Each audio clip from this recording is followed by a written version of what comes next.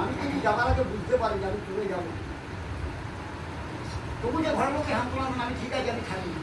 তা উনি যখন বৃন্দাবন ছেড়ে মথুরায় চলে যাবেন, রাধারানী কিন্তু জানতেন যে ও চলে গেলে আর আসবে, কিন্তু উনি বলছিলেন আমি আজকে যাচ্ছি তো, কালকে দেখবে ভোরের আগেই আমি আবার চলে আসবো।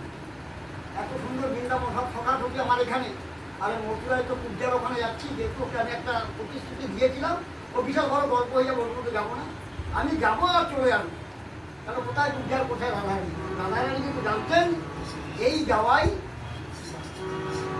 যিনি যাবেন তিনি কিন্তু জানতেন, জেনে তো সে বলতে পারে না। তাই বলছি যে মিনতি করছে রাধারানী, যে ভগবানের কাছে রাধারানী মিনতি করছেন, যেটা আমরা করি না, যে তুমি অন্তত আর একটা দিন আমার কাছে থেকে যাও, তারপর নয় চলে যাও। তাই বলছে এই গানটা একটু ভালোভাবে শুনবেন। আমরা মানুষ মিনতি করি না, কিন্তু রাধারানী